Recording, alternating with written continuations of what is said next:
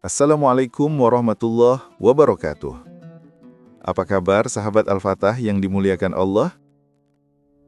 Semoga kita dalam keadaan sehat, dilimpahkan rezekinya, dan diberikan keberkahan dunia dan akhirat. Amin ya rabbal alamin.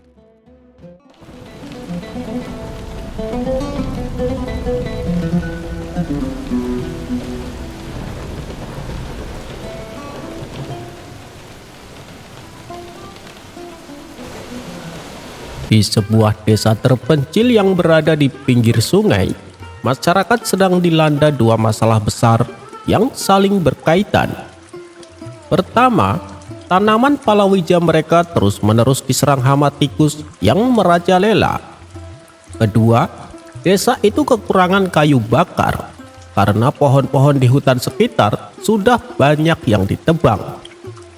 Para penduduk sudah mencoba berbagai cara untuk mengatasi masalah tikus, mulai dari memasang perangkap hingga memelihara kucing, namun tidak ada yang berhasil. Sementara itu, untuk masalah kayu bakar, mereka harus berjalan jauh ke dalam hutan yang lebih dalam dan berbahaya.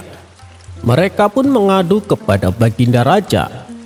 Baginda Raja merasa kebingungan karena dua masalah ini membutuhkan solusi yang berbeda dan terpisah. Ia pun memanggil Abu Nawas. "Wahai Abu Nawas," kata Baginda, "rakyatku di desa pinggir sungai sedang kesulitan. Mereka butuh bantuan untuk mengatasi hama tikus dan juga kekurangan kayu bakar. Bisakah kau menyatukan dua masalah ini dan menemukan solusinya?" titah Baginda Raja.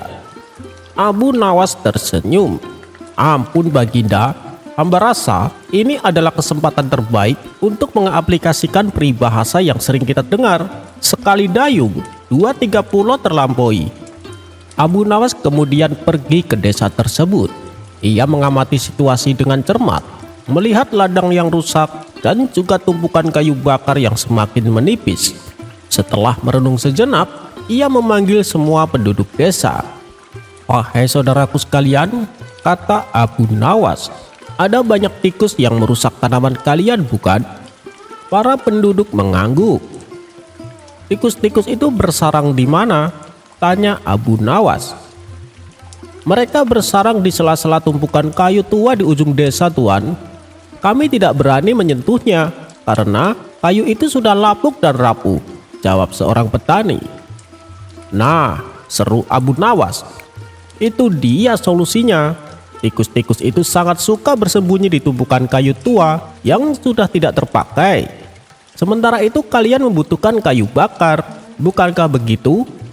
Para penduduk mengangguk, masih bingung kemana arah pembicaraan Abu Nawas.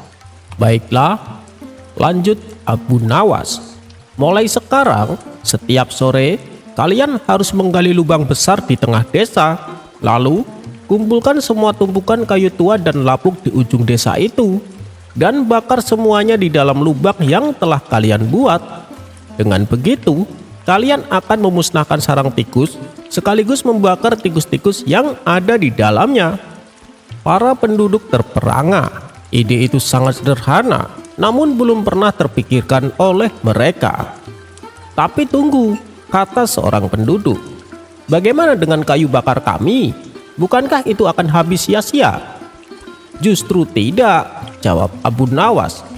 "Kayu-kayu lapuk itu jika dibakar akan menghasilkan arang dan abu yang sangat banyak. Arang itu bisa kalian jual ke kota sebagai bahan bakar yang lebih efisien. Dan abu dari pembakaran itu adalah pupuk alami terbaik untuk menyuburkan tanah kalian. Tanah yang subur akan menghasilkan panen yang lebih berlimpah. Dan itu akan mengimbangi kerugian akibat hama tikus yang sudah-sudah."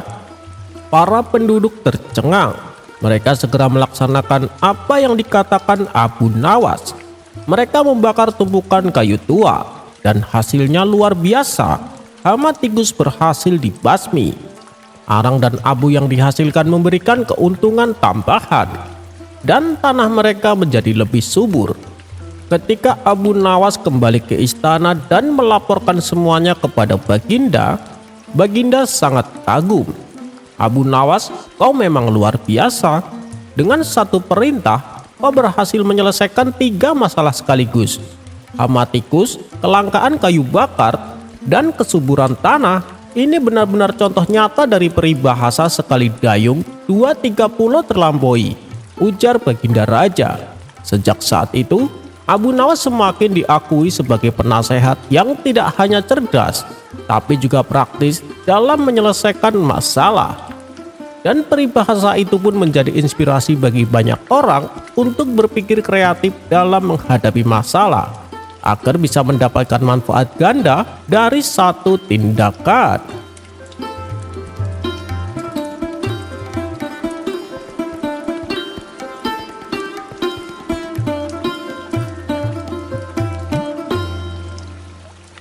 Di tengah kota Baghdad yang ramai, berdiri sebuah pohon tua besar di tepi jalan utama. Dahannya menjulang ke langit, akarnya mencengkram bumi dengan kuat, dan daunnya selalu hijau meski musim panas membakar atau musim dingin menggigil. Pohon itu diyakini sebagai pohon keramat oleh penduduk. Konon, siapa yang berani menebangnya akan terkena kutukan 7 turunan. Namun seiring waktu, pohon itu menjadi penghalang jalan, membuat pedati sulit lewat. Pejalan kaki tersandung akar-akarnya, bahkan beberapa anak terluka karena dahan yang jatuh. Para pejabat kerajaan resah. Mereka melapor pada Baginda Raja. "Wahai Baginda Raja, rakyat takut menebang pohon itu. Tapi jika dibiarkan, bisa menyebabkan kecelakaan lebih besar," kata wazir kerajaan. Raja mengangguk. Ia tahu rakyatnya percaya pada hal-hal gaib. Jika ia menyuruh tentaranya menebang pohon itu dengan paksa, bisa terjadi pemberontakan kecil. Maka ia pun memanggil satu-satunya orang yang cukup cerdik untuk menangani perkara pelik tanpa membuat siapapun tersinggung. Siapa lagi kalau bukan Abu Nawas? Ketika dipanggil ke istana, Abu Nawas datang dengan tenang, mengenakan jubah coklatnya yang lusuh namun selalu bersih. "Abu Nawas, ada sebuah pohon yang menjadi masalah. Aku ingin kau menyingkirkannya, tapi tanpa menyinggung rakyat," ujar Baginda Raja. Abu Nawas tersenyum penuh teka-teki. "Apakah Baginda menginginkan pohon itu ditebang atau menghilang?" tanya Abu Nawas. Baginda Raja menjawab, "Yang penting pohon itu tidak lagi di sana." Abu Nawas mengangguk. "Baiklah Paduka, berikan aku waktu 3 hari." Hari pertama, saat Abu Nawas mendatangi pohon itu, orang-orang langsung mengerumuninya. Seorang lelaki tua memperingatkan, "Jangan sentuh pohon itu Abu Nawas, ini pohon keramat. Dulu ada orang menebang satu rantingnya, malamnya ia demam seminggu." Abu Nawas menatap pohon itu dalam-dalam, lalu dengan suara berat berkata, "Aku bermimpi semalam. Dalam mimpiku, pohon ini bicara padaku."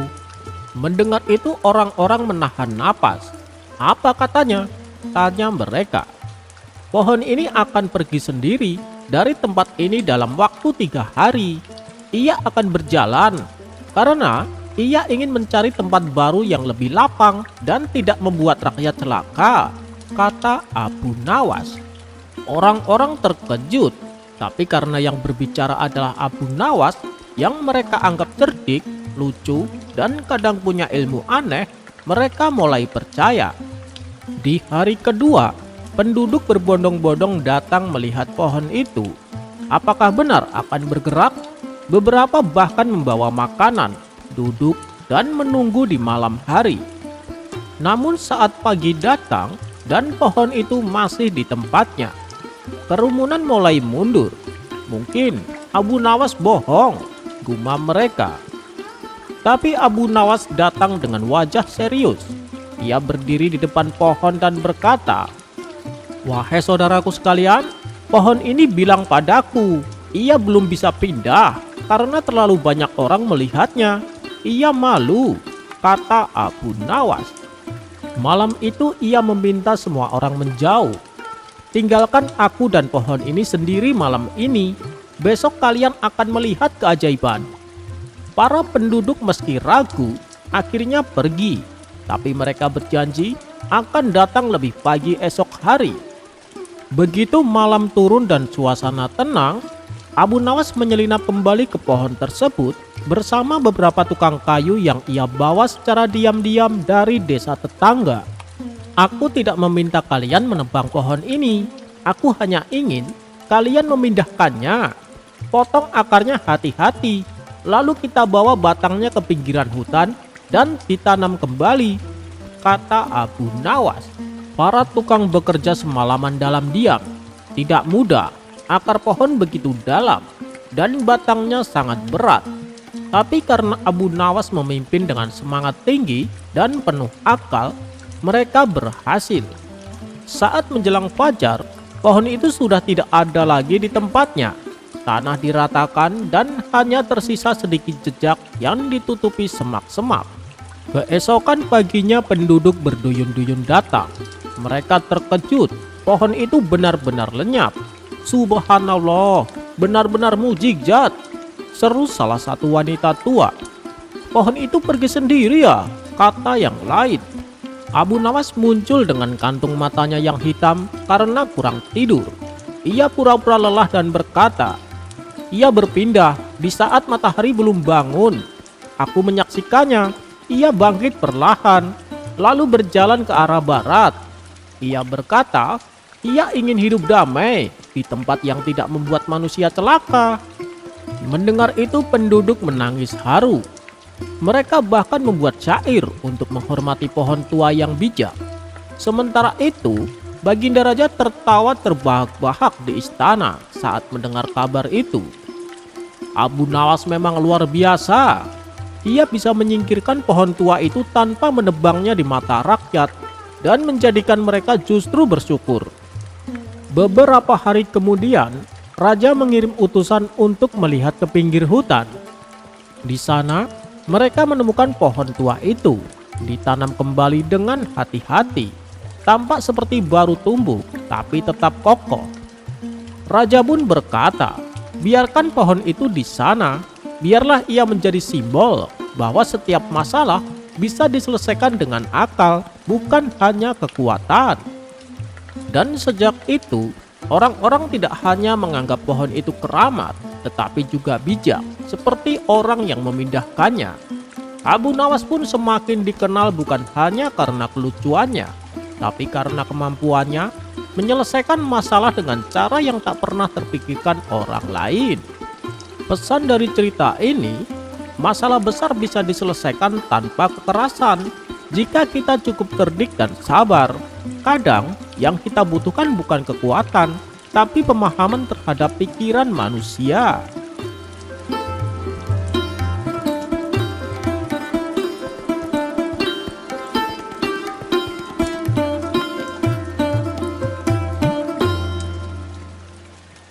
Dikisahkan ada gerombolan perampok yang terkenal sangat sadis dan kejam. Mereka melakukan aksinya di tengah padang gurun pada malam hari. Setiap kali ada rombongan kabilah yang melintasi jalan tersebut, kawanan perampok ini langsung menyergapnya dan menjarah semua harta benda milik para kabilah. Apabila ada yang berani mencoba melawan, maka kawanan perampok ini tak segan-segan untuk membunuhnya. Pada suatu malam, mereka menyergap dan menjarah harta benda salah satu rombongan kabilah. Begitu berhasil mendapatkan harta benda yang lumayan banyak, kawanan perampok ini berencana untuk pulang. Tapi karena waktu sudah larut malam, belum lagi rasa kantuk dan capek yang mereka rasakan, akhirnya mereka memutuskan mencari tempat terdekat untuk istirahat. Setelah berjalan cukup lama, mereka pun melihat sebuah rumah sederhana yang jauh dari pemukiman penduduk. Pemilik rumah ini adalah keluarga yang rajin beribadah. Agar diizinkan untuk menginap, kawanan perampok tersebut menutupi identitasnya. mereka mengaku sebagai mujahid fisabilillah, yaitu pasukan pejuang perang di jalan Allah. Kehadiran mereka di rumah tersebut disambut hangat oleh tuan rumah. Bahkan mereka langsung disuguhkan hidangan makan malam sebelum mereka beristirahat. Saat kawanan perampok ini selesai makan malam, mereka melihat ada bocah kecil terbaring di tempat tidurnya. "Apakah dia anakmu?" tanya salah satu dari mereka. "Benar tuan, dia anak saya. Dia menderita kelumpuhan pada kakinya. Kami sudah berusaha berobat ke sana kemari, tapi tak kunjung sembuh juga," jawab si tuan rumah. "Oh iya tuan, barangkali tuan sekalian mau menunaikan sholat malam.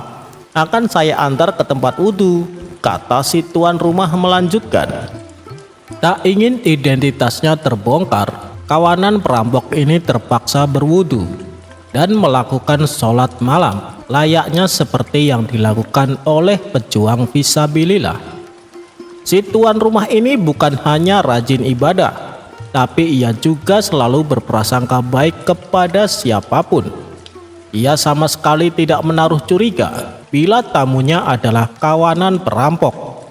Ia percaya kalau tamunya yang datang adalah pejuang fisabilillah.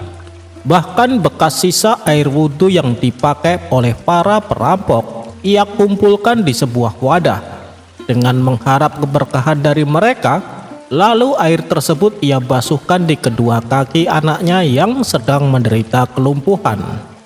Setelah menjelang pagi hari, kawanan perampok tersebut pamit pulang kepada si tuan rumah. Singkat cerita, beberapa hari kemudian kawanan perampok ini kembali melakukan aksinya. Mereka menyergap dan merampok rombongan kabilah yang sedang melintas di tengah padang gurun. Begitu selesai dengan aksinya, sebelum pulang mereka kembali mendatangi rumah yang tempo hari digunakan untuk menginap. Setelah sampai di depan rumah, ketua perampok mengetuk pintunya dan mengucapkan salam. Lalu terdengar suara jawaban dari dalam rumah. "Siapa di luar?" tanyanya kemudian. "Kami, rombongan pejuang fisabilillah yang tempo hari numpang menginap," jawab ketua perampok. Pintu rumah pun segera dibuka oleh anaknya. Kawanan perampok ini heran dan kaget. Bukankah anak ini yang katanya lumpuh? Kenapa sekarang tiba-tiba bisa berjalan? Belum hilang rasa herannya, tuan rumah dan anaknya langsung mengajak salaman dan menciumi tangan para perampok ini satu persatu. Ketua perampok kemudian bertanya kepada si tuan rumah, "Bukankah kaki anakmu lumpuh? Kenapa sekarang tiba-tiba bisa berjalan?" Dengan wajah tersenyum penuh hormat, si tuan rumah menjawab, "Ini semua berkat pertolongan Allah melalui keberkahan tuan-tuan semua.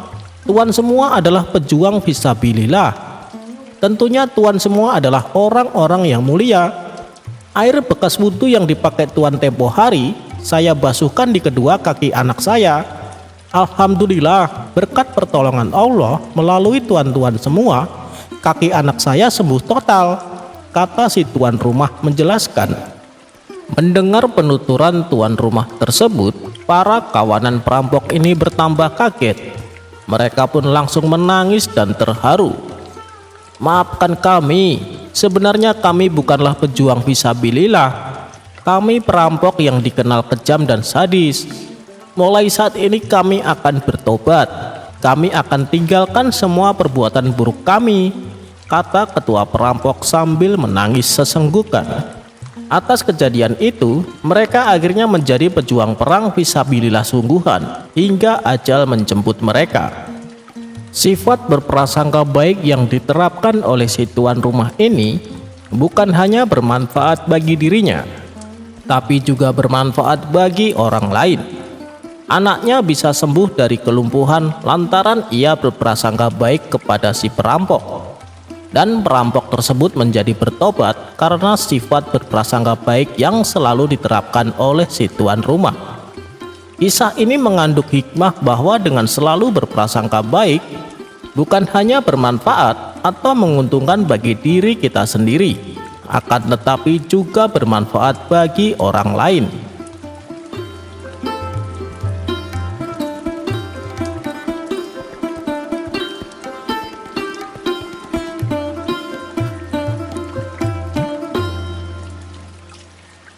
Dikisahkan, ada tetangga Abu Nawas yang terkenal sangat kikir dan bakhil.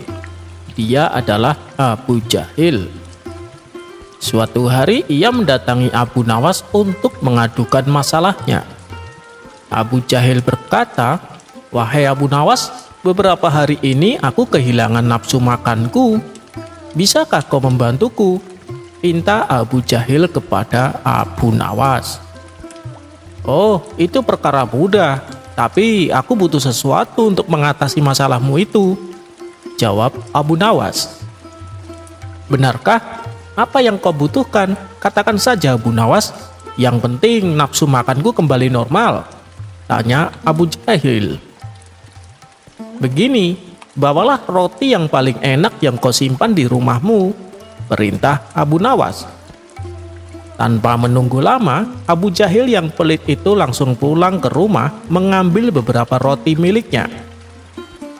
Singkat cerita, ia pun kembali menemui Abu Nawas dengan membawa 3 potong roti yang paling enak. "Ini rotinya Abu Nawas. Lalu apa yang harus aku lakukan?" tanya Abu Jahil. Tanpa menjawab sepatah kata pun, tiba-tiba Abu Nawas mengambil sepotong roti dan memakannya sampai habis. Kemudian ia mengambil roti yang kedua dan memakannya kembali. Setiap kali Abu Nawas memakan roti, Abu Jahil yang pelit itu hanya bisa menatapnya. "Kurang ajar Abu Nawas, dia memakan rotiku seenaknya," batin Abu Jahil merasa tidak rela. Lama-kelamaan muncul juga rasa lapar pada diri Abu Jahil. Dan ketika Abu Nawas hendak mengambil roti yang ketiga, Abu Jahil buru-buru mencegahnya. "Cukup Abu Nawas, aku mau ambil kembali roti ini. Aku juga merasakan lapar," kata Abu Jahil. "Lihat, sekarang nafsu makanmu sudah kembali kan?" balas Abu Nawas. Akan tetapi Abu Jahil masih penasaran, kenapa hanya dengan cara seperti itu nafsu makannya bisa kembali normal. Ketika ia menanyakan kepada Abu Nawas, dengan bijak Abu Nawas menjelaskan bahwa dengan sering berbagi makanan dengan orang lain, maka selera makan kita akan bertambah.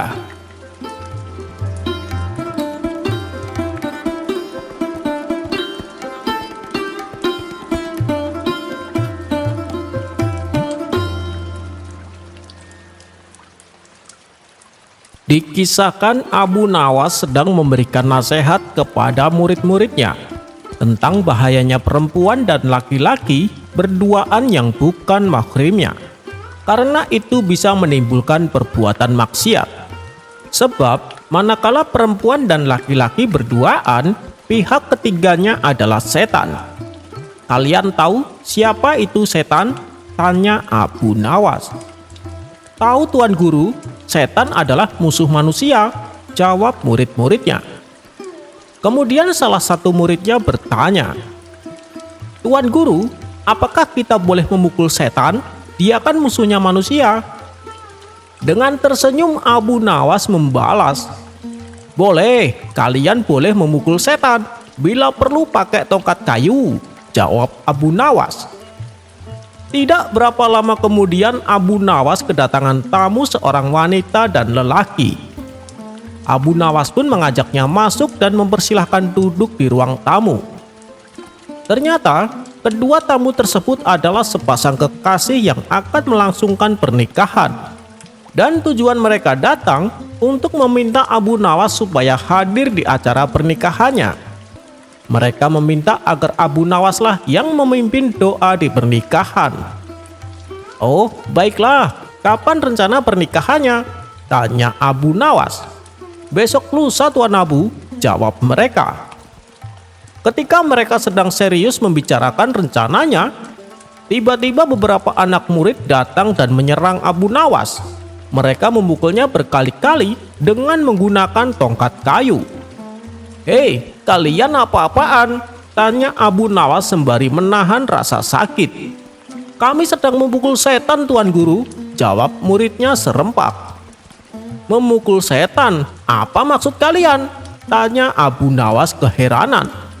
Bukankah tadi Tuan Guru bilang, bila ada seorang wanita dan laki-laki berduaan, maka pihak ketiga adalah setan.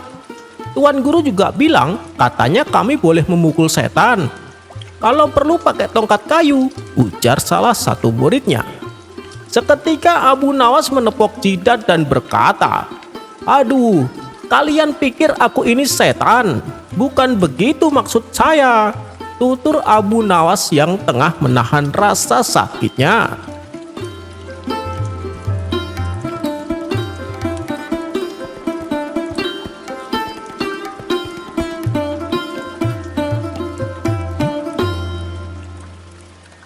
Di sebuah sudut kota Baghdad, tidak jauh dari gerbang pasar utama, tinggal sepasang suami istri yang dikenal seantero kampung karena keharmonisan dan keberkahan hidup mereka.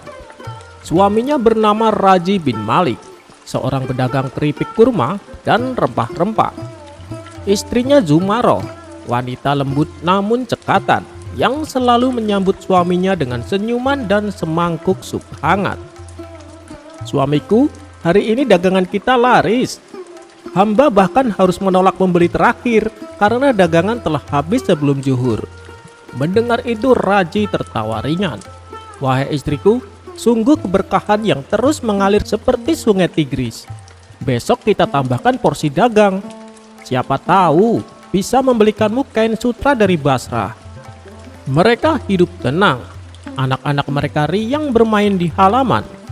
Suara tawa mereka menyatu dengan aroma kayu manis dan cengkeh dari dapur. Namun langit tak selamanya cerah.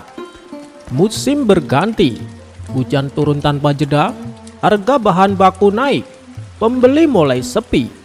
Dagangan mereka yang dahulu ludes sebelum matahari tinggi, kini pulang utuh, bahkan kadang basi. Si istri dengan nada cemas berkata, "Wahai suamiku, hari ini hanya terjual 2 kantong keripik. Yang lainnya hamba bagi ke fakir miskin agar tak terbuang sia-sia," ucapnya. Raji menghela napas sambil menyembunyikan wajah murung. "Rezeki memang sedang bersembunyi. Kita bersabar saja, wahai istriku." Namun tanpa sepengetahuan istrinya, Raji mulai bermain judi rahasia di lorong-lorong gelap pasar Baghdad. Bermain dadu emas, kartu remi Persia, dan taruhan koin perak. Raji berpikir akan mengembalikan rezeki yang sedang surut. Semakin hari, wajah Raji semakin muram. Ia sering pulang larut. Uang dagangan tak jelas kemana. Sang istri mulai curiga. Zumaroh memegang dompet kain suaminya. "Wahai suamiku, kemarin engkau membawa 2 dirham. Kini tak tersisa sepeser pun. Kemana perginya uang itu?" tanyanya. Raji terkejut berusaha tenang. "Oh, itu untuk membeli bahan baku dan sedekah," jawabnya. Si istri heran. "Sedekah? Tapi para pengemis mengatakan tak pernah bertemu dirimu. Jangan-jangan engkau berjudi?" tanya sang istri. Mendengar ucapan istrinya, Raji naik pitam. "Jangan mencemarkan namaku, Zumaroh. Aku kepala rumah tangga, bukan penjahat pasar," bantahnya. Malam itu, rumah mereka berubah dari tempat syahdu menjadi panggung pertengkaran. Para tetangga saling menutup jendela karena takut, tapi juga penasaran. Zumaroh yang sudah putus asa, akhirnya memutuskan menemui Abu Nawas, sang cerdik yang menjadi penasihat kerajaan. Di hadapan Abu Nawas, Zumaroh terseduh. "Wahai Tuan Abu Nawas, suamiku bukan lagi suami. Ia berubah menjadi lelaki yang tak kukenal. Aku curiga ia telah jatuh dalam godaan judi," tutur Zumaroh. Abu Nawas mengelus jenggot lalu tersenyum bijak. "Judi lebih berbahaya dari ular. Sekali dipeluk bisa membunuh diam-diam. Mari kita lihat siapa yang harus dipukul dan siapa yang harus dipeluk," balas Abu Nawas. Demi membantu keluarga Zumaroh, Abu Nawas memutuskan membantunya. Suatu malam Abu Nawas menyamar sebagai pedagang dadu palsu di pasar rahasia. Dan betul saja, malam itu ia melihat Raji bertaruh satu-satunya cincin pernikahannya. Abu Nawas mendekati sambil berbisik, "Raji bin Malik, apakah cincin suci itu pantas kau pertaruhkan untuk mimpi semu?" tanya Abu Nawas. Mendengar itu Raji terkejut. "Hei Abu Nawas, jangan ikut campur, ini hidupku." Setelah kejadian tersebut Abu Nawas pun meninggalkannya. Beberapa hari kemudian warga Baghdad geger. Rumah salah satu janda kaya dibobol maling. Kalung zamrud dan gelang emas lenyap. Yang tertinggal hanyalah sendal lusuh bertuliskan Raji di solnya. Ada ibu-ibu berteriak histeris, "Itu sandal si Raji bin Malik, aku sangat hafal, karena ia pernah menginjak karpetku tanpa salam." Para warga langsung mengejar dan menangkap Raji yang sedang bersembunyi di balik gerobak unta. Raji ketakutan. "Demi Allah, aku hanya masuk untuk mencari air," kata Raji membela diri. "Yang benar saja, cari air di lemari perhiasan. Kau pikir kami bodoh, wahai pengikut setan judi?" bentak kepala desa. Tak berselang lama, Abu Nawas datang, menatap Raji dengan mata tajam namun penuh belas kasih. Kemudian Abu Nawas berkata, "Raji, engkau telah kehilangan segalanya demi kemenangan semu, apalagi yang tersisa padamu?" Raji menunduk lesu. "Hanya rasa sesal dan mungkin kutukan dari istriku," ucapnya. Para warga hendak menyerahkan Raji ke pengawal istana, tapi Abu Nawas memberi satu usulan. "Wahai semuanya, berikan dia pilihan, bertobat dan membantu membangun masjid selama 40 hari, atau biarkan baginda raja sendiri yang mengadili." Raji pun menjawab, "Aku pilih masjid, lebih baik memikul batu daripada memikul dosa," kata Raji. Tapi hari ke-25 Raji kabur. Ditemukan main judi lagi, kali ini di istana kecil milik sepupu raja. Dan lawannya seorang prajurit kerajaan yang menyamar. Prajurit menggebrak meja. "Kau ditangkap atas nama baginda raja," bentak prajurit. Raji ketakutan. Tunggu, taruhan tadi belum selesai." Prajurit yang menyamar tak peduli dengan ucapan Raji. Raji pun dibawa ke istana untuk diadili. Dan kini Raji mendekam di sel bawah tanah. Sementara Zumaroh memulai hidup baru, kembali berdagang dengan semangat yang tumbuh dari luka. Anak-anaknya tumbuh jadi kuat karena tahu ayah yang baik tak diukur dari tawa, tapi dari tanggung jawabnya. Dan saat orang bertanya padanya tentang suaminya, Zumaroh akan berkata, "Suamiku kini berada di tempat yang paling aman, tak bisa berjudi, tak bisa kabur, dan tak bisa bohong."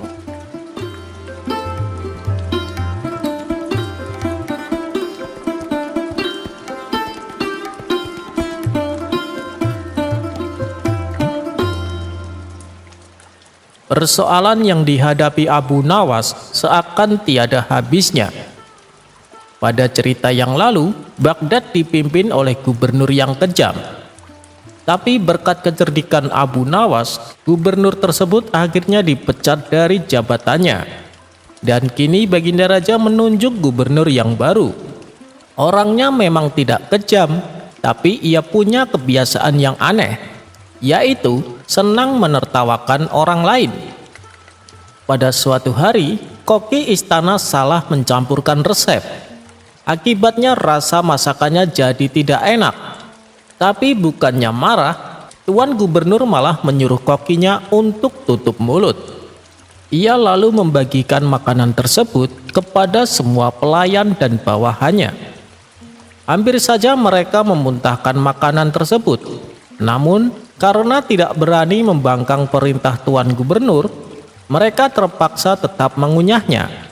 Menyaksikan mereka mengunyah dengan wajah yang aneh, ia pun tertawa terpingkal-pingkal. Tak puas sampai di situ, ia kemudian mengundang Abu Nawas dan kawan-kawannya untuk menikmati makanan yang tidak enak tersebut. Tentu saja Abu Nawas dan kawan-kawan juga merasakan hal yang sama. Mereka terpaksa mengunyah dengan ekspresi wajah yang tak karuan. Bagi Tuan Gubernur ini sungguh menggelikan, ia pun tak kuasa menahan tawanya. Hingga pada suatu hari, Abu Nawas berniat menghadap Tuan Gubernur. Kedatangannya kali ini untuk mengundangnya meresmikan sebuah masjid yang baru saja dibangun.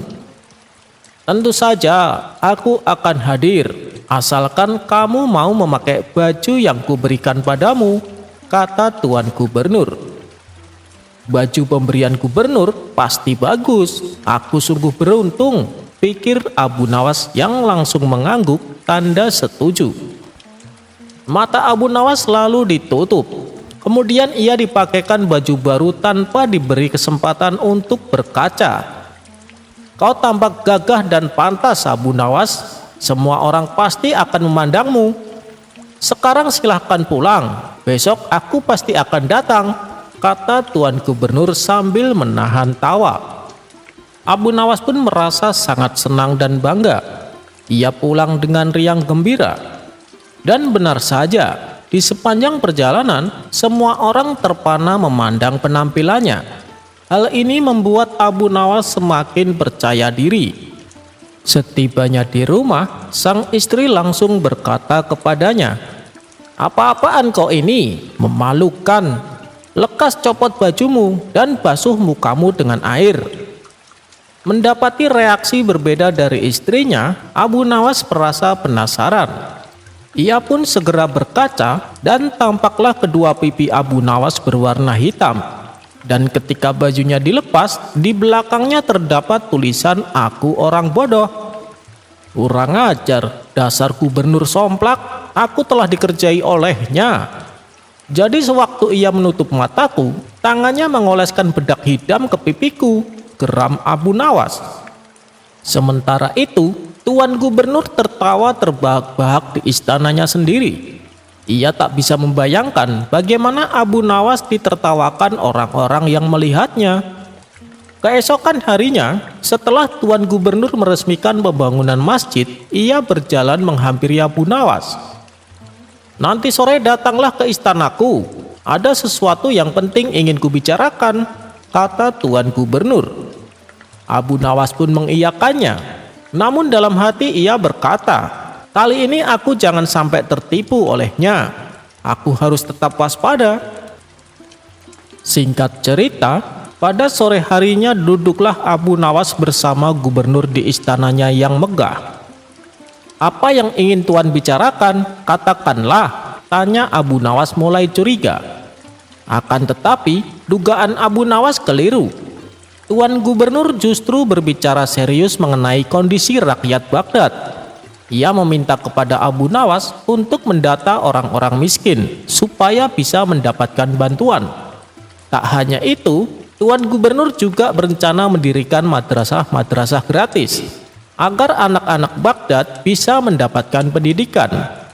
Perbincangan kedua orang ini pun menyita waktu lumayan lama, sehingga tak terasa waktu sudah beranjak malam. "Baiklah Tuan Gubernur, berhubung pembicaraan kita sudah selesai, saya mau pamit pulang," kata Abu Nawas. "Tapi ini sudah larut malam Abu Nawas, kenapa tidak menginap di sini saja?" tawar sang gubernur. "Apa tidak merepotkan?"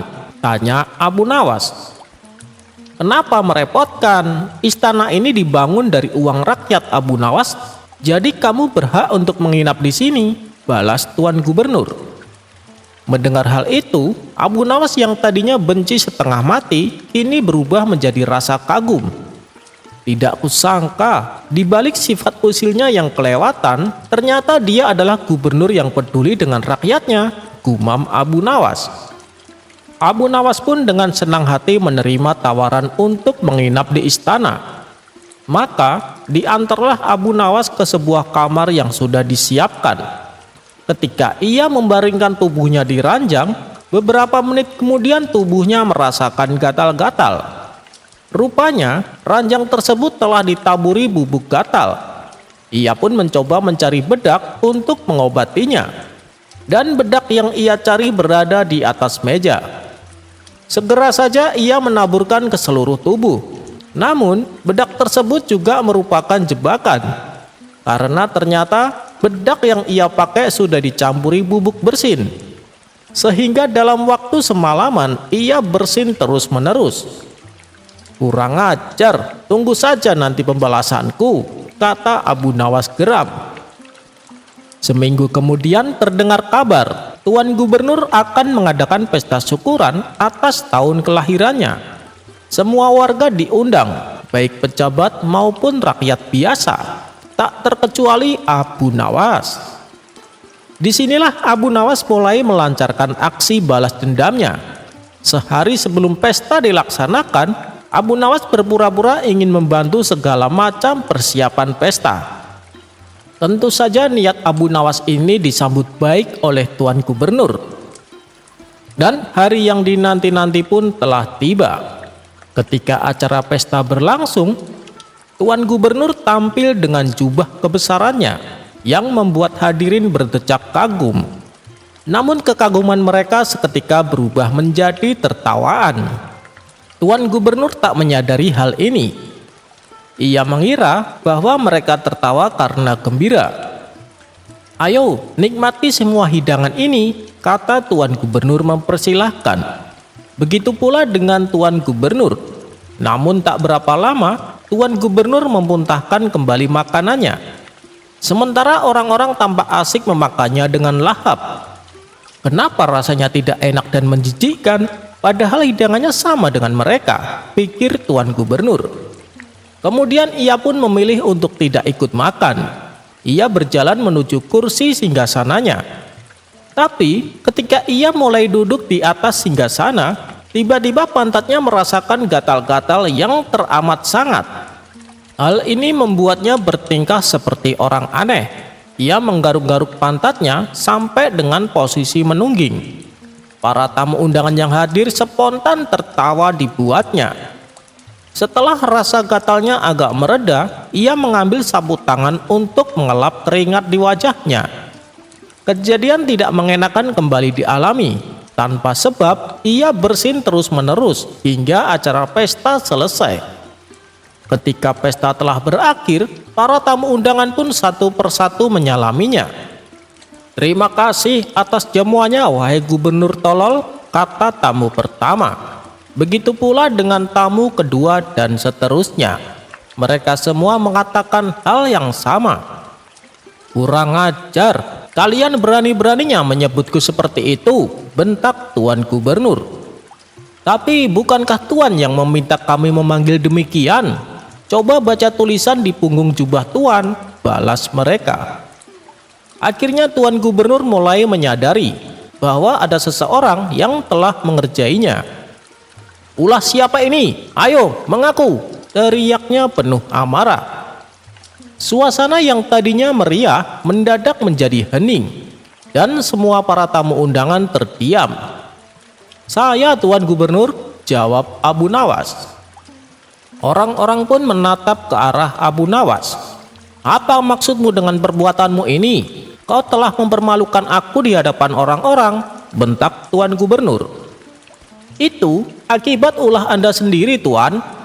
Di hari istimewa ini, saya membuat Anda merasakan lelucon yang Anda buat untuk orang lain. Semua lelucon ini berasal dari Anda.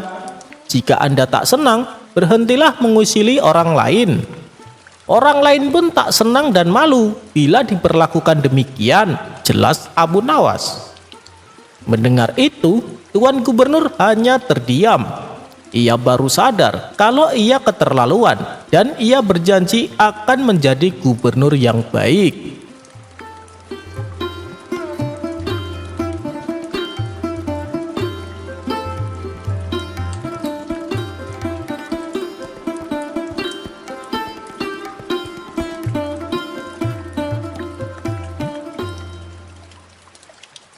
Sobat Radio Malam, salah satu perhatian Abu Nawas terhadap pengemis adalah pengemis itu tidak harus dibantu secara materi. tapi juga harus dibantu dengan memberikan pekerjaan agar dia nanti bisa mandiri dan meninggalkan sifat mengemis tersebut. Dia tidak memberikan makanan maupun uang, melainkan Abu Nawas berusaha mencarikan pekerjaan buat si pengemis itu. Begini kisahnya. Pada suatu ketika, Abu Nawas dikunjungi oleh seorang pengemis laki-laki. Pengemis itu meminta makanan karena sudah lama tidak makan. Namun, Abu Nawas tidak memberikan sesuap nasi atau makanan lainnya yang sangat diharapkan oleh pengemis itu. Akan tetapi, ia malah mengajukan beberapa pertanyaan semata. "Kenapa engkau mengemis? Apa engkau tidak mempunyai pekerjaan?" tanya Abu Nawas. "Maaf Tuan, saya sudah lama mencari pekerjaan, tapi belum juga ada yang mau menerima saya bekerja," jawab pengemis itu. "Lalu, apa engkau mau bekerja sekalipun pekerjaan itu berat?" tanya Abu Nawas. "Asalkan halal, saya mau Tuan," jawab si pengemis. Akhirnya Abu Nawas mengantarkan pengemis itu menemui sahabatnya yang bernama Abu Wardah. Singkat cerita, pengemis itu diminta bekerja untuk mencabut rumput. Ternyata, pengemis itu merupakan seorang pekerja yang sangat rajin dan tangkas. Dalam waktu singkat saja, pekerjaannya pun selesai. Abu Wardah pun sangat kagum dan tergerak hatinya untuk memberikan pekerjaan yang lebih serius. Ia pun meminta pengemis itu untuk memisahkan satu ember kurma menjadi 3 bagian. Yang bagus diletakkan di keranjang pertama, sementara yang lumayan bagus diletakkan di keranjang kedua, dan kurma yang jelek diletakkan di keranjang ketiga. Namun ia lupa tidak memberikan penjelasan kepada pengemis itu tentang perbedaan antara baik dan yang buruk. Pada keesokan harinya, Abu Nawas datang ke rumah Abu Wardah untuk menanyakan kabar dari pengemis itu. Ia pun menjelaskan bahwa pengemis itu sangat rajin dan terampil mencabut rumput di ladang. Sehingga dirinya menyimpulkan bahwa pengemis itu adalah pekerja yang baik. Maka dari itu, Abu Wardah memberikan pekerjaan yang lebih serius kepadanya. "Sekarang dia bekerja apa?" tanya Abu Nawas. "Tadi malam dia saya suruh untuk memisahkan kurma-kurma menjadi 3 bagian. Mari kita ke sana untuk melihatnya. Karena dia orang yang rajin, tentu sudah selesai pekerjaannya itu," kata Abu Wardah. Tak lama kemudian, keduanya pun sangat terkejut ketika melihat pengemis itu tidur pulas dan tidak mengerjakan pekerjaan yang telah diberikan kepadanya. Dengan penuh tanya, Abu Wardah pun membangunkan pengemis itu. "Kenapa engkau tidak menyelesaikan pekerjaan yang sangat mudah itu?" tanya Abu Wardah. "Maaf Tuan, kalau hanya memindahkan kurma, sesungguhnya itu mudah. Yang sulit adalah membuat keputusan mana kurma yang baik, lumayan baik, dan jelek. Karena saya tidak diberitahu sebelumnya," jawab sang pengemis. "Waduh, itu tak terpikirkan olehku," kata Abu Wardah. Abu Nawas pun tersenyum melihat kejadian itu. Ia pun menegur Abu Wardah karena Abu Wardah hanya bisa memberikan tugas saja, tapi tidak mengajarinya dengan baik cara melakukannya.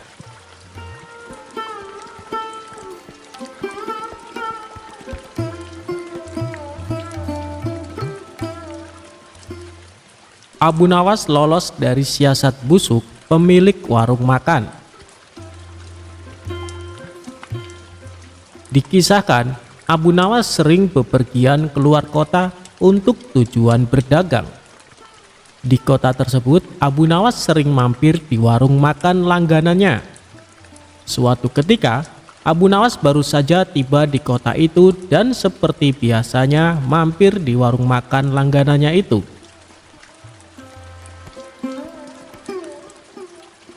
"Aku pesan 1 ayam dan 2 butir telur. Tapi bayarnya kalau dagangannya sudah terjual habis. Boleh tidak?" tanya Abu Nawas. "Silahkan Abu Nawas, kamu kan langganan di warung ini." "Tentu saja boleh," jawab pemilik warung. Ketika selesai makan, ia pun pergi untuk menjual dagangannya.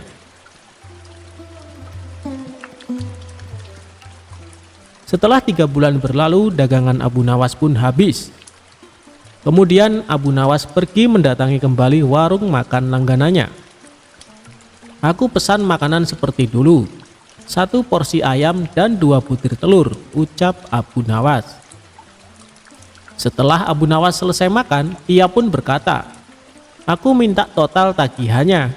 Jangan lupa digabung dengan tagihan 3 bulan yang lalu," kata Abu Nawas.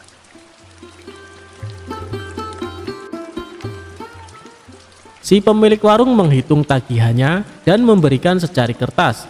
"Ini total tagihannya, cukup 200 dirham saja," kata si pemilik warung. "Apa? 200 dirham? Hanya untuk 2 porsi ayam dan 4 butir telur, kamu mau memerasku?" tanya Abu Nawas emosi. "Harga ini sudah cukup murah. Coba kau pikir, ayam yang kau makan sejak 3 bulan lalu, jika setiap harinya dia bertelur, maka akan menghasilkan ayam-ayam yang banyak. Dan jika dijual akan menghasilkan ribuan dirham. Tapi aku hanya menyuruhmu membayar 200 dirham saja," kata si pemilik warung. "Ini tidak adil, hanya akal-akalanmu saja," kata Abu Nawas. Mereka berdebat tanpa hasil dan memutuskan untuk menghadap Tuan Hakim.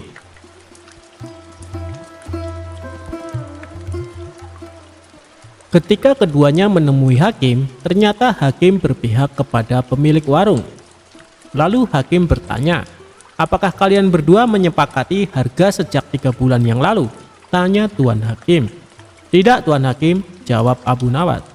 "Kalau begitu ayam yang kamu makan kemungkinannya bisa menghasilkan ratusan ayam dan telur," tutur Tuan Hakim. "Ya, itu mungkin saja, tapi kalau ayamnya hidup, sedangkan ayam yang aku makan sudah mati dan dimasak," balas Abu Nawas. Namun pendapat Abu Nawas tidak dihiraukan oleh Tuan Hakim karena ia cenderung memihak pada pemilik warung. "Aku minta kasus ini ditangguhkan sampai besok pagi karena waktu sudah menjelang sore," pinta Abu Nawas. Permintaan Abu Nawas pun dikabulkan Tuan Hakim. Seharian Abu Nawas memikirkan cara agar bisa memenangkan kasusnya. Pada esok harinya, berangkatlah Abu Nawas menuju tuan rumah hakim. Setibanya di sana, ternyata si pemilik warung sudah datang lebih awal. "Kenapa kau terlambat dan membuat mereka menunggu?" tanya Tuan Hakim. "Maaf Tuan Hakim, tadi ada tamu bisnis. Ia minta biji gandum untuk ditanam. Terpaksa aku harus merebusnya dahulu, dan setelah matang aku berikan kepadanya untuk ditanam. Itulah yang membuatku datang terlambat," kata Abu Nawas. Mendengar itu, Tuan Hakim dan pemilik warung menertawakan Abu Nawas. Lalu dengan nada mengejek, si pemilik warung berkata kepada Abu Nawas, "Luar biasa, aku baru dengar ada biji gandum yang sudah direbus, ditanam, dan kemudian bisa tumbuh." Tuan Hakim dan pengacara tertawa terpingkal-pingkal. Setelah tawa mereka mereda, Abu Nawas berkata, "Itu memang aneh. Tapi kenapa kalian tidak tertawa ketika ada ayam yang sudah dimasak dapat bertelur dan berkembang biak, lalu dipatok harga sebesar 200 dirham, kata Abu Nawas. Spontan Tuan Hakim dan pemilik warung terdiam, tak sepatah kata pun keluar dari mulut mereka. "Kenapa kalian terdiam? Apa harus aku yang tertawa?" tanya Abu Nawas. Wajah mereka berdua langsung pucat dan setelah terdiam agak lama, Abu Nawas pun keluar. Dan akhirnya Abu Nawas dapat lolos dari siasat licik si pemilik warung.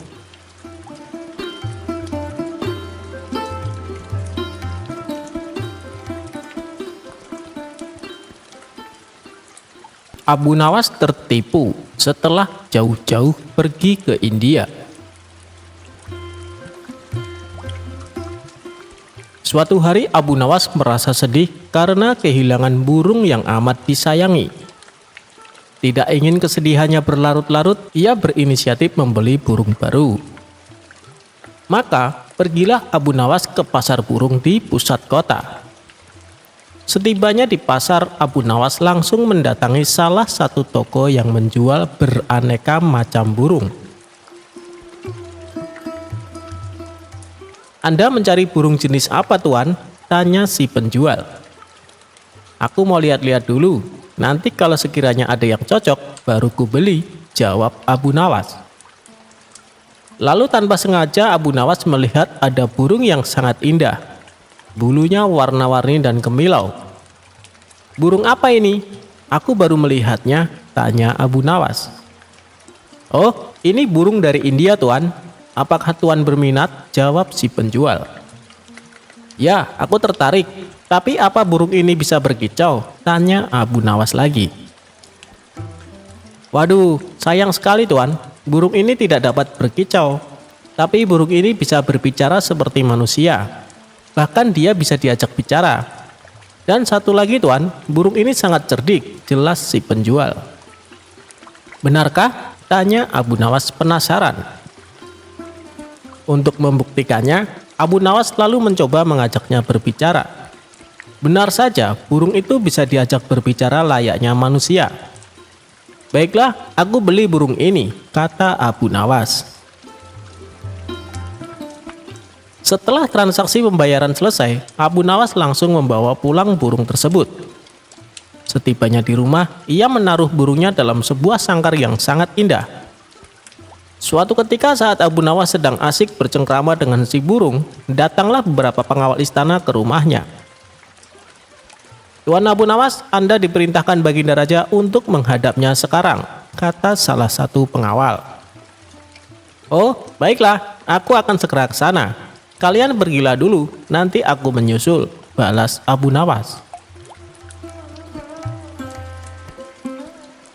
Singkat cerita, Abu Nawas pun datang ke istana menghadap Baginda Raja. Ternyata Baginda Raja akan mengutus Abu Nawas pergi ke negeri India untuk suatu keperluan. Sepulangnya dari istana, Abu Nawas langsung berkemas dan bersiap-siap. Tidak lupa dia juga berpamitan dengan burung barunya itu. "Hei burung, aku tahu kau berasal dari India, dan Baginda Raja akan mengutusku ke negerimu. Apa kau punya permintaan? Barangkali kau kangen dengan makanan India, aku bisa membawakannya untukmu," kata Abu Nawas. "Aku mohon dan aku meminta kepadamu, lepaskan aku dari sangkar ini. Itulah permintaanku," jawab si burung. "Wah, kalau itu permintaannya, aku tidak bisa. Aku tidak mungkin melepaskanmu. Aku membelimu dengan harga mahal. Kau sudah menjadi milikku sekarang," ujar Abu Nawas. "Baiklah kalau kau tidak bisa melepasku. Tapi bila permintaan keduaku ini kau penuhi, aku akan sangat senang," balas si burung. "Apa permintaan keduamu?" tanya Abu Nawas. "Aku minta tolong kepadamu, jika kau telah sampai ke negeri India, pergilah ke sebuah hutan di desa ini. Kabarkanlah kepada saudara-saudaraku bahwa saat ini aku berada dalam sangkar di rumahmu. Melalui kabar ini, aku berharap mereka tidak gelisah mencariku. Itulah permintaan keduaku," tutur si burung. "Memangnya semua burung yang jenisnya sepertimu bisa mengerti bahasa manusia?" tanya Abu Nawas. "Ya, mereka yang jenisnya seperti aku bisa mengerti bahasa manusia dan bisa bicara seperti aku," jawab si burung. "Baiklah, aku akan berusaha memenuhi permintaanmu kali ini," ucap Abu Nawas. Singkat cerita, sampailah Abu Nawas di negeri India. Ia pun langsung melaksanakan tugas dari Baginda Raja. Setelah tugas-tugasnya selesai, barulah Abu Nawas menuju hutan di desa yang dimaksud oleh burungnya. Tidak disangka-sangka, baru saja memasuki hutan beberapa puluh meter, Abu Nawas melihat sekawanan burung hinggap di sebuah pohon tepat di atas kepalanya. Burung-burung itu mirip dengan burung yang ada di rumahnya. Ia segera saja berkata ke sekawanan burung itu, "Wahai burung, aku ingin menyampaikan pesan dari saudaramu, bahwa saat ini saudaramu terkurung di dalam sangkar yang ada di dalam rumahku. Kalian jangan mencarinya, karena saat ini saudaramu telah menjadi milikku," kata Abu Nawas. Mendengar kabar tersebut, salah satu burung tiba-tiba pingsan dan jatuh mengenai kaki Abu Nawas. Lalu Abu Nawas memungutnya dan membolak-balik badan si burung. Aneh, burung ini mendadak mati. Mungkin ia kaget karena mendengar kabar saudaranya sedang terpenjara dalam sangkar dan jauh berada di negeriku, kata Abu Nawas dalam hati. Ia tidak mau ambil pusing atas kejadian ini. Hal terpenting, dia telah menyampaikan pesan si burung kepada saudara-saudaranya. Abu Nawas lalu memutuskan berlayar kembali dan pulang ke negerinya. Setibanya di rumah, ia memberitahu burungnya bahwa permintaannya telah disampaikan. "Bagaimana kabar saudara-saudaraku? Apa mereka baik-baik saja?" tanya si burung. "Semuanya baik-baik saja, tapi ada salah satu burung yang tiba-tiba langsung mati saat mendengar kabar kalau kau sekarang berada di sini," kata Abu Nawas menjelaskan. Mendengar berita yang disampaikan Abu Nawas, burung yang ada di sangkar pun tiba-tiba pingsan dan jatuh. Spontan Abu Nawas menjadi kaget dan segera mengambil burung tersebut. Setelah dibolak-balik, ternyata burungnya mati mendadak. Apa mungkin ini gara-gara mendengar kabar kalau saudaranya telah mati? Ia sangat terkejut sampai mengalami kematian, pikir Abu Nawas. Abu Nawas pun menjadi sedih. Ia lalu menggotong burungnya dan menempatkannya di bibir jendela. Tapi, tiba-tiba saja burung itu segera terbang dan hinggap di salah satu pohon di dekat jendela. Sebelum terbang tinggi, si burung berkata kepada Abu Nawas, "Wahai Tuan, ketahuilah bahwa apa yang kau anggap kesedihan bisa jadi merupakan kabar baik bagi yang lain. Mungkin Tuan bersedih karena aku lepas dari sangkarmu, tapi aku bahagia karena bisa lepas dari sangkarmu." Si burung lalu terbang tinggi meninggalkan Abu Nawas. Ternyata benar apa yang dikatakan si penjual burung di pasar. Si burung bukan hanya bisa bicara, tapi juga cerdik. "Aku telah dikelabui oleh burung itu," pungkas Abu Nawas kecewa.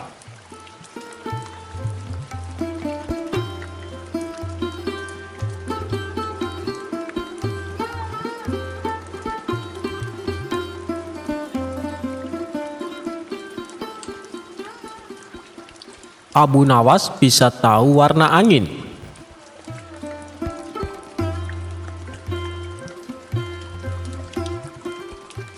Baginda Raja menunjuk kawannya untuk menjabat sebagai gubernur di kota tempat tinggal Abu Nawas. Tapi sayangnya orang yang ditunjuk ini menyalahgunakan jabatannya. Ia sewenang-wenang memerintahkan para prajurit menangkap para sastrawan yang dianggap pintar. Setelah beberapa sastrawan ditangkap, mereka dihadapkan kepada gubernur yang baru tersebut. Satu persatu di antara mereka ditanya oleh sang gubernur, "Menurutmu aku gubernur yang adil atau zolim?" tanya sang gubernur kepada para sastrawan. Sastrawan pertama menjawab, "Anda adalah gubernur yang zolim." Sang gubernur terperanjat dengan jawaban tersebut. "Apa alasanmu?" tanya balik gubernur. "Karena Anda telah menangkapi kami tanpa sebab." "Prajurit, masukkan dia ke penjara. Besok dia akan dihukum mati," ucap sang gubernur. Sastrawan berikutnya dipanggil dan diberi pertanyaan yang sama. "Menurutmu, aku gubernur yang adil atau zolim?" tanya gubernur. "Tuanku adalah gubernur yang adil," jawab sastrawan kedua. "Apa alasanmu?" tanya gubernur kembali. "Karena tuanku sangat memperhatikan rakyat," jawab sastrawan tersebut. "Kau pembohong. Prajurit, masukkan dia ke penjara. Besok dihukum mati," ujar gubernur. Begitulah seterusnya apabila dijawab adil atau zolim, sang gubernur tetap memberikan hukuman mati. Kemudian beberapa sastrawan yang belum tertangkap mendatangi rumah Abu Nawas. "Tolonglah kami Abu Nawas, beberapa kawan kami dijatuhi hukuman mati," kata para sastrawan penuh khawatir. Abu Nawas pun terkejut mendengarnya. "Kenapa gubernur melakukan itu? Bagaimana ceritanya?" tanyanya heran. "Kami sendiri tidak tahu Abu Nawas. Tanpa sebab, gubernur yang baru itu menangkapi para sastrawan di kota kita. Lalu mereka ditanya satu persatu, Apakah dia gubernur yang adil atau zolim? Bila jawabannya zolim, maka akan dihukum mati. Jika jawabannya adil, juga tetap dihukum mati, kata mereka menjelaskan.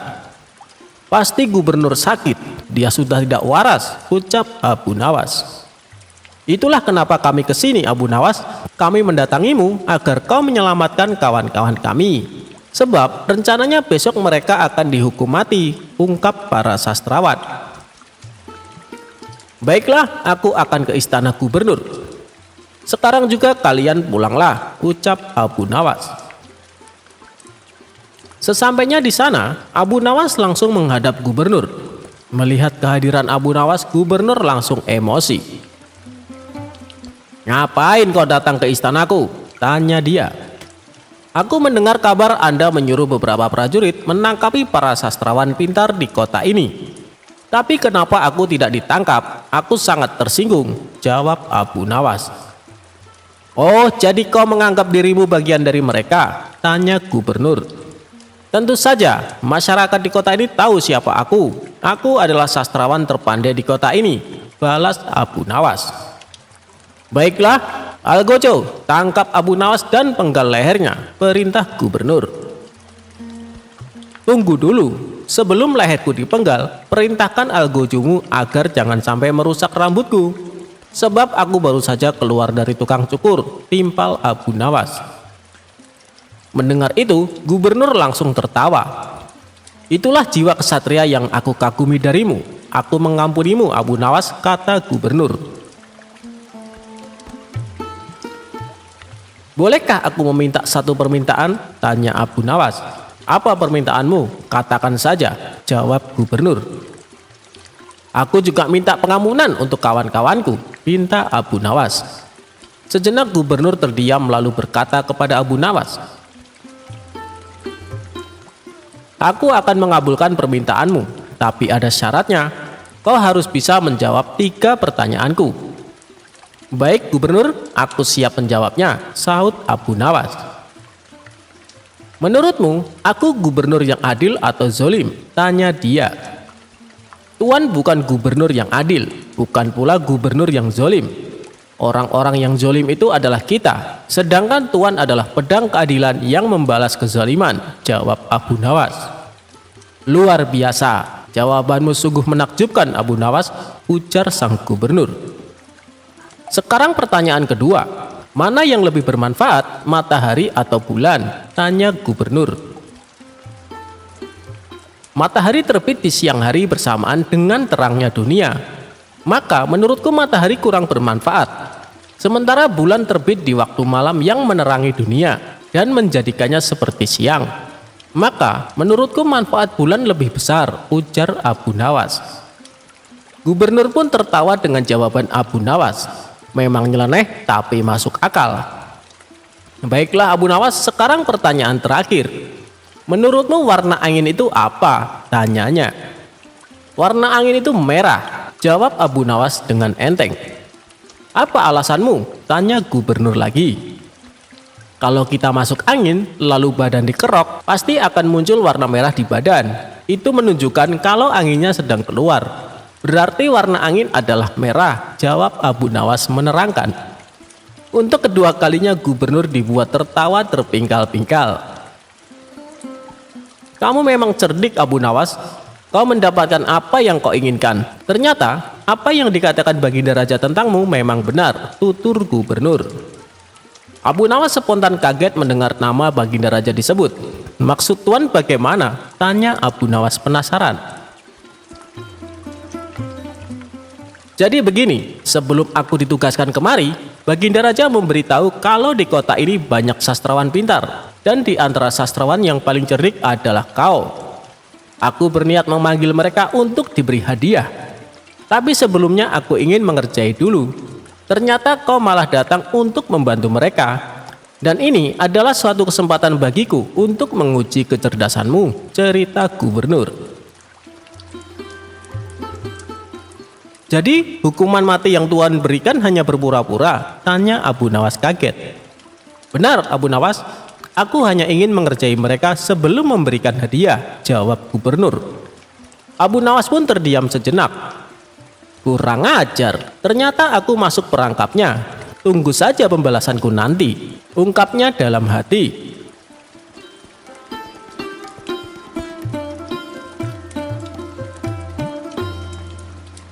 Abu Nawas jualan agama di pasar.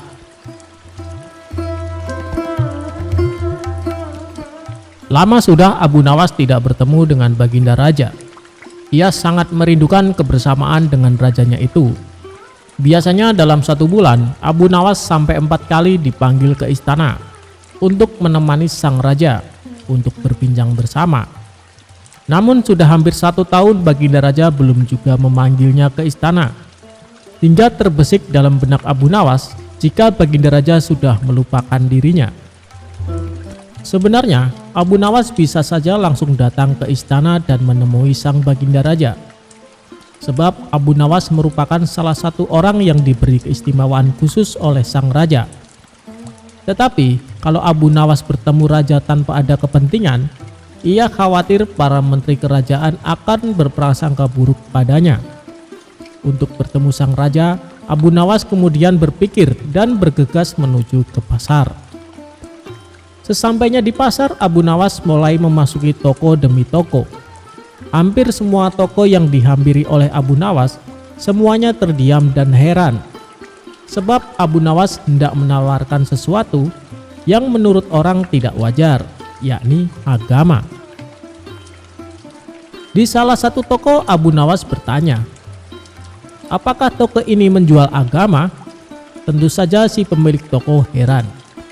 "Kalau di sini tidak menjual agama, maka saya ingin menjual agama, harganya cukup 1 dinar.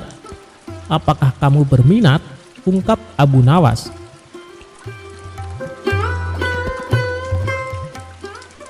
Begitulah seharian Abu Nawas menawarkan agama ke para pemilik toko.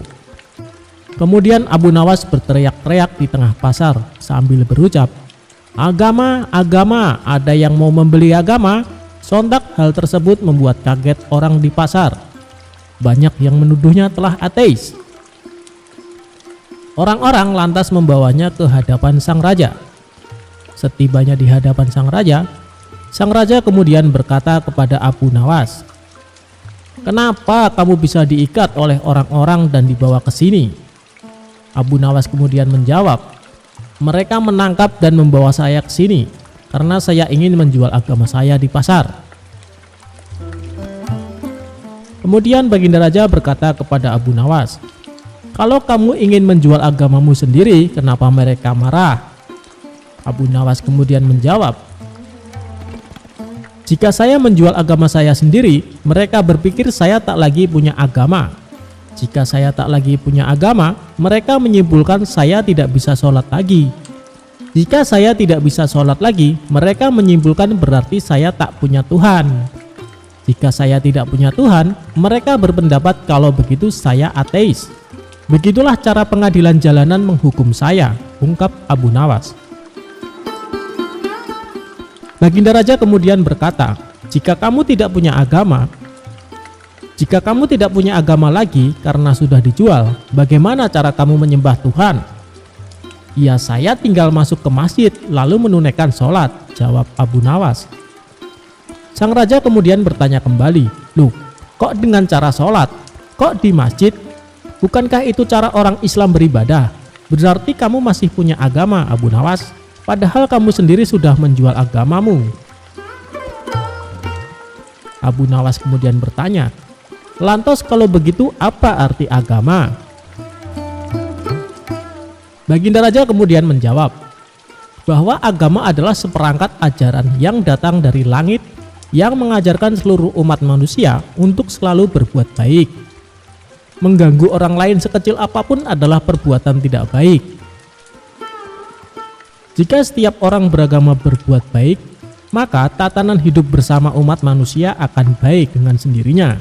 Karena tak seorang pun merasa terganggu dengan kehadiran orang lain akibat ajaran agama yang dijalankannya. Kemudian Baginda Raja mencontohkan rukun Islam, mulai dari syahadat, sholat, puasa, zakat, sampai ibadah haji. Semuanya ditujukan untuk kebaikan manusia. Tujuan sholat adalah mencegah perbuatan keji. Jika ia telah melaksanakan sholat, tapi masih berbuat mungkar, maka sholatnya perlu dipertanyakan. Begitu pula dengan puasa yang mengajarkan kita berempati kepada kaum miskin. Sedangkan zakat sendiri sudah pasti disalurkan untuk memperdayakan fakir miskin. Bahkan predikat haji merupakan predikat pribadi yang penuh kebaikan sosial. Jadi begini Abu Nawas, orang yang beragama sesungguhnya selalu melahirkan kebaikan untuk orang lain. Terlebih dalam ajaran agama Islam, kita dilarang memutuskan silaturahmi dengan orang baik, apalagi terhadap sesama muslim. Setelah Baginda Raja menjelaskan pandangannya terkait agama, Abu Nawas tersenyum penuh bahagia. Kalau boleh tahu, apa ancamannya bila memutuskan silaturahmi? Tanya Abu Nawas. Orang yang memutuskan silaturahmi tidak mendapat rahmat dari Allah. Itulah tujuan saya kemari Baginda Raja, agar saya bisa terus menjalin silaturahmi dengan paduka yang mulia, jawab Abu Nawas. Lantas, apakah kamu masih ingin menjual agama? Tanya sang raja. Abu Nawas kemudian bertanya pada sang raja, wahai raja, siapa sih sebenarnya orang yang pantas menjual agama? Kalau menurut sang raja, orang yang pantas menjual agama adalah orang yang memanfaatkan agama untuk kepentingan pribadinya. Dengan sigap Abu Nawas berkata, tepat sekali paduka, seperti halnya para pejabat dan politikus. Meski yang dilakukan oleh Abu Nawas terlihat konyol, tetapi maksud dan tujuannya benar-benar penuh makna. Lebih-lebih di zaman yang seperti ini, banyak orang tanpa ragu apalagi menjelang pemilihan umum, banyak yang menggunakan atau memanfaatkan agama demi kepentingan politik. Agama tidak lagi dimaknai sebagai jalan spiritual atau prinsip hidup yang mampu membuat kebaikan kepada sesama. Sebagaimana yang disampaikan oleh sang raja, bahwa agama seperangkat ajaran yang datang dari langit, yang mengajarkan seluruh umat manusia untuk selalu berbuat baik. Jika agama sudah kehilangan ruh spiritualnya sebagai jalan hidup, maka sudah benar apa yang dilakukan oleh Abu Nawas. Agama layaknya sebuah barang murah yang dijual ke sana dan kemari.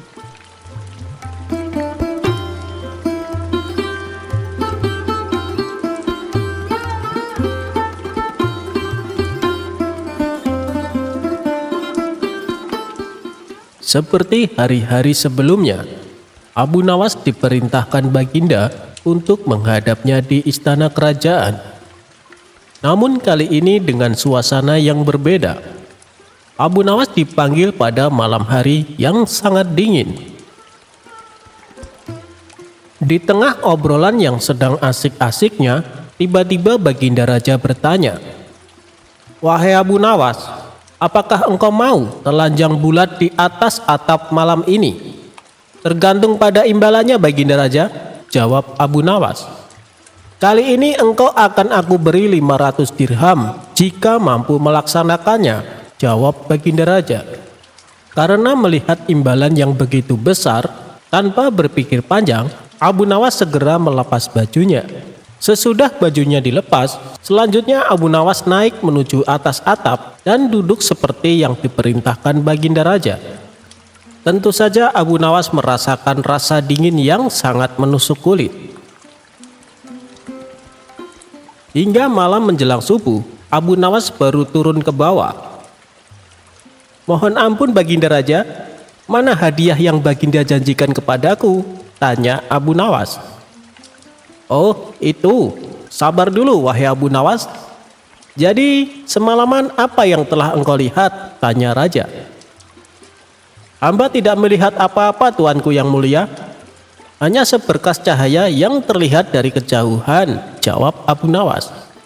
"Waduh, kalau begitu engkau tidak berhak untuk mendapatkan imbalan, karena engkau telah dihangati oleh cahaya itu," jelas Baginda Raja. "Loh, bagaimana bisa seperti itu Baginda?" "Karena kedinginan, hamba semalam hampir saja mati," protes Abu Nawas. Namun Baginda tidak ingin mendengar protes dari Abu Nawas. Lebih dari itu, Baginda justru menyuruh Abu Nawas untuk segera pulang ke rumahnya. Karena tidak mau dianggap melawan titah sang raja, akhirnya Abu Nawas pulang dengan rasa dingin dan sedikit kecewa karena gagal membawa 500 dirham tadi. Akan tetapi, di tengah perjalanan, Abu Nawas berkata dalam hati, "Ada-ada saja, bagaimana mungkin Baginda ingkar janji? Kalau begitu, aku harus mendapatkan yang semestinya jadi milikku." Selang beberapa hari kemudian, Abu Nawas mengundang Baginda Raja untuk jamuan makan bersama di rumahnya. Baginda pun menerima undangan tersebut. Keesokan paginya, Abu Nawas sudah tiba di istana dengan tujuan ingin menjemput Baginda bersama dengan rombongan kerajaan.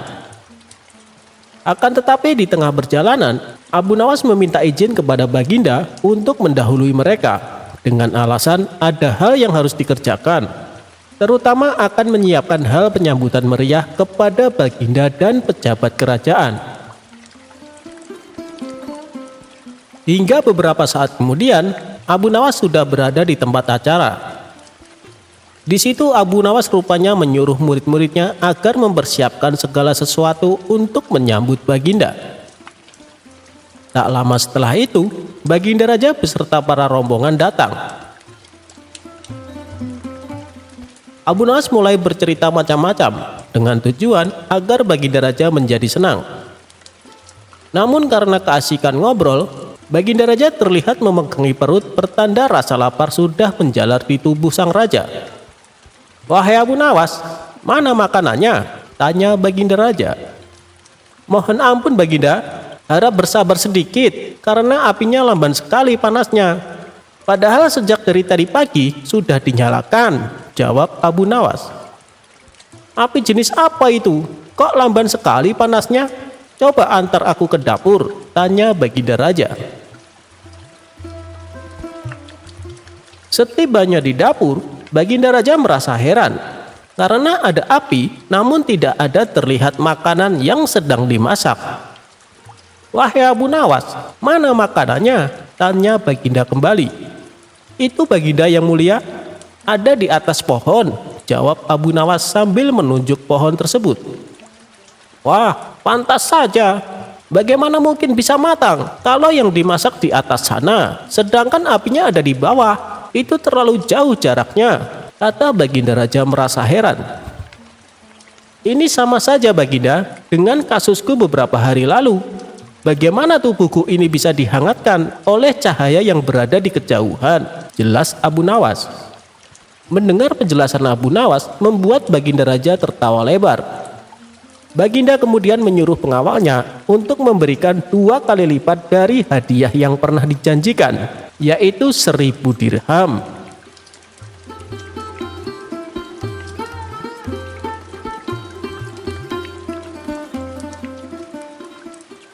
Abu Nawas membajak sawah dari dalam penjara.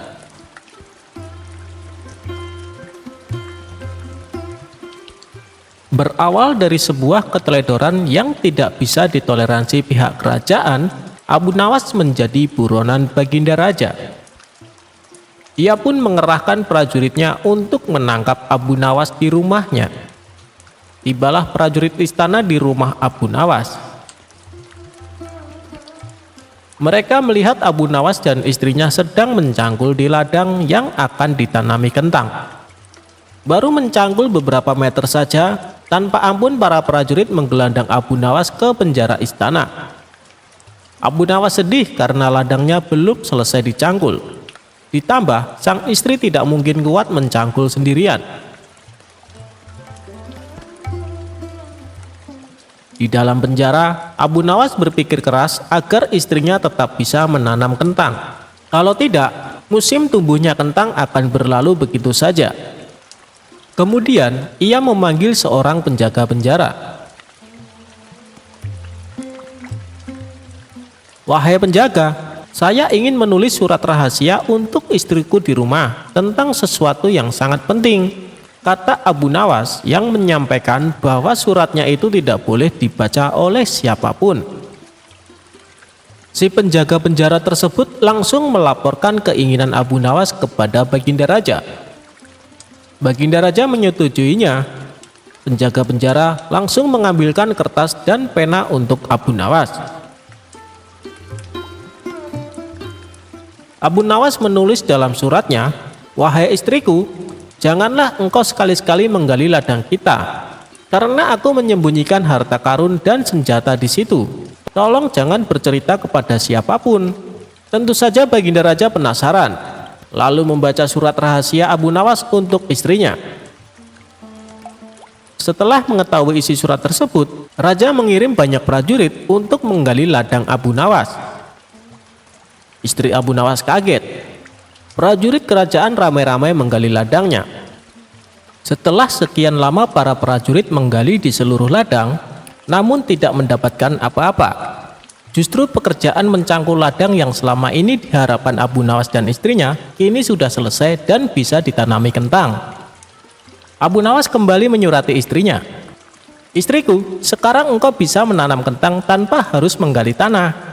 Itulah cerdiknya Abu Nawas. Meski di dalam penjara, ia masih bisa membajak ladangnya.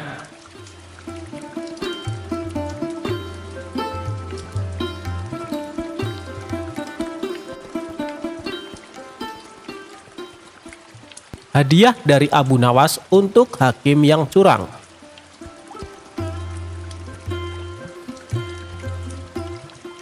Sewaktu-waktu kerajaan sedang dalam keadaan genting. Hakim yang dikenal adil baru saja meninggal. Sang raja telah mengajukan hakim pengganti, namun ternyata perilakunya sangat tidak adil. Abu Nawas sebagai pribadi yang kritis akhirnya langsung turun tangan menyelesaikan urusan negaranya itu.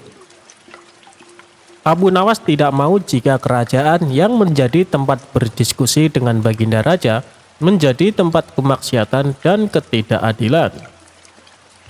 Abu Nawas yang mengetahui negaranya sedang diterpa darurat krisis akhirnya turut prihatin. Ia berinisiatif untuk menyadarkan para hakim itu dengan caranya sendiri. Hingga pada sewaktu-waktu, Abu Nawas mendatangi seorang hakim untuk mengurus suatu perjanjian. Tetapi hakim di kota Abu Nawas selalu beralasan tidak punya waktu untuk menandatangani perjanjian tersebut. Kondisi ini terus berlangsung terus-menerus, hingga Abu Nawas menarik kesimpulan bahwa sang hakim minta disuap. Namun Abu Nawas mengetahui bahwa suap menyuap merupakan sesuatu yang diharamkan oleh agama. Maka dari itu, Abu Nawas memutuskan untuk melemparkan keputusan kepada si hakim sendiri.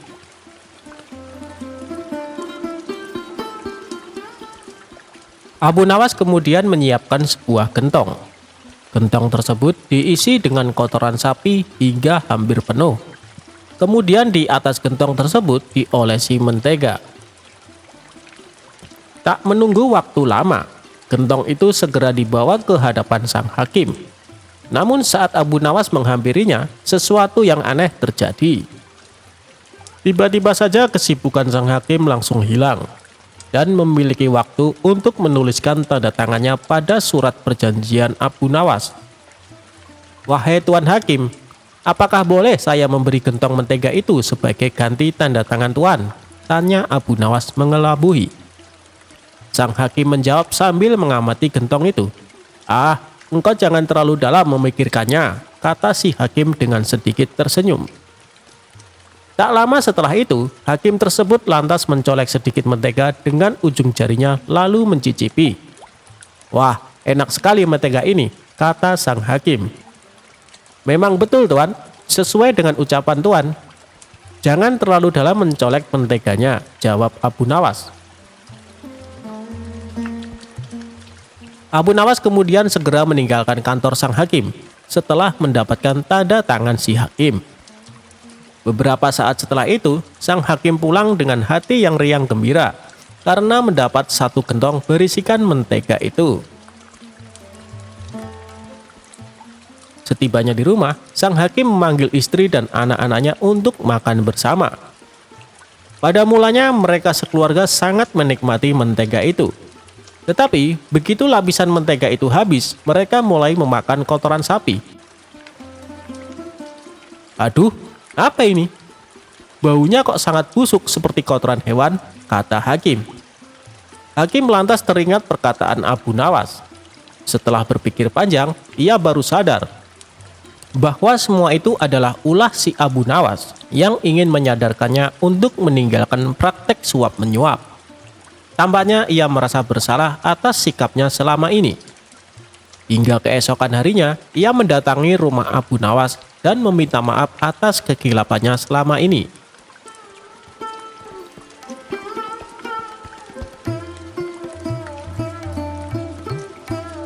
Abu Jahal pukuli para sufi supaya berubah jadi emas.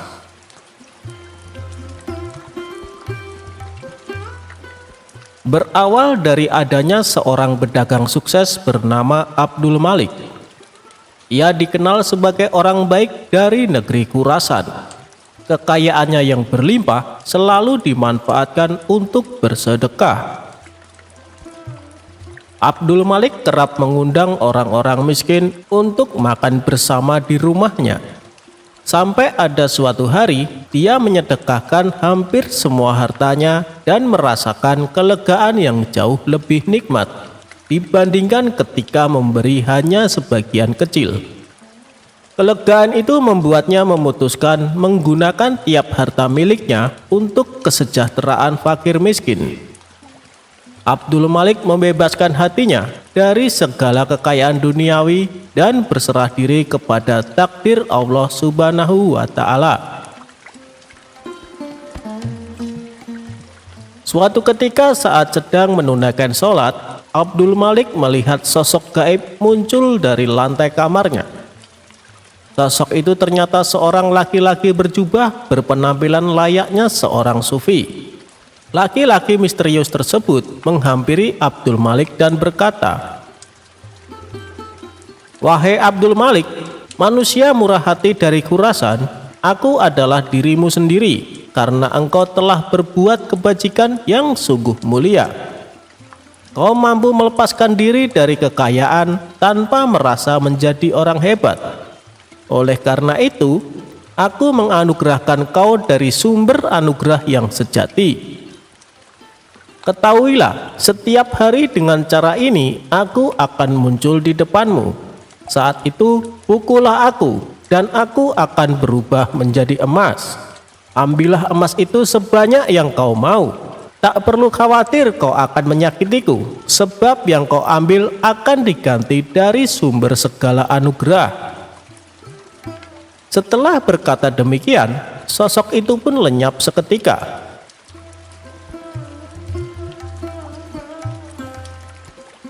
Keesokan harinya, Abdul Malik kedatangan tamu seorang kawan bernama Abu Jahal. Saat mereka berdua sedang asik berbincang-bincang, tidak lama kemudian sosok misterius kemarin yang berpenampilan sufi kembali muncul di hadapan Abdul Malik. Abdul Malik pun segera memukulnya dengan tongkat. Seketika itu juga, lelaki misterius yang dipukulnya berubah menjadi emas. Abdul Malik lalu mengambil bagiannya dan juga memberikan emas kepada Abu Jahal. Melihat peristiwa yang menakjubkan tersebut, Abu Jahal hanya bengong dan terpana. Sungguh luar biasa, gumamnya. Tanpa mengerti kejadian sebelumnya, Abu Jahal mulai berpikir, alangkah gembiranya jika bisa melakukan hal serupa. Abu Jahal mengetahui bahwa kaum sufi rata-rata punya kekuatan tertentu. Ia pun menyimpulkan hanya perlu memukul mereka untuk mendapatkan emas. Maka terbesitlah di benak Abu Jahal sebuah ide konyol. Dia mengadakan sebuah jamuan pesta makan yang hanya dihadiri para sufi. Ketika para sufi ini sudah makan kenyang, Abu Jahal diam-diam mengeluarkan tongkat dan tanpa ampun dihantamnya para tamu undangan sampai tersungkur ke tanah. Kenapa tidak ada yang berubah jadi emas? Batin Abu Jahal. Dikarenakan masih penasaran, Abu Jahal kembali memukuli mereka dengan tongkat. Tentu saja perbuatan ini membuat para sufi ketakutan. Mereka serempak kabur berlarian meninggalkan rumah Abu Jahal. Akibat perbuatan tersebut, para sufi mengadukan Abu Jahal kepada Tuan Hakim. Setelah itu ditangkaplah Abu Jahal dan disidangkan. Di hadapan Tuan Hakim, Abu Jahal beralasan bahwa perbuatannya ini semata-mata ingin meniru Abdul Malik. Pasalnya, dia pernah melihat Abdul Malik memukul seorang sufi, dan seketika itu juga orang yang dipukul berubah menjadi emas. Mendengar pengakuan Abu Jahal yang tidak masuk akal, Tuan Hakim kembali bertanya, "Apa kau yakin dengan yang kau lihat, Abu Jahal?" "Hamba yakin sekali, Tuan Hakim. Kalau tidak percaya, panggil saja Abdul Malik kemari," jawab Abu Jahal. Maka dipanggillah Abdul Malik ke pengadilan untuk dimintai keterangan. Dalam perjalanan ke pengadilan, sosok sufi misterius yang bisa berubah jadi emas membisikkan kepada Abdul Malik apa yang harus dikatakan. "Wahai Tuan Abdul Malik, apa benar yang dikatakan Tuan Abu Jahal?" tanya Tuan Hakim. "Menurut saya Abu Jahal sudah tidak waras, Tuan Hakim. Bisa saja dia sedang berusaha menutup-nutupi hobinya menyiksa orang tanpa alasan," ujar Abdul Malik. "Memang hamba mengenalnya, Tuan Hakim, tetapi yang ia ceritakan tentang kejadian di rumah hamba tidak lebih dari akal-akalan belaka," imbuhnya. Abu Jahal sempat membantah dan memprotes perkataan Abdul Malik. Ia juga menunjukkan barang bukti berupa emas yang didapat dari Abdul Malik. Abu Jahal, Abdul Malik itu saudagar kaya, tentu punya banyak emas," balas Tuan Hakim.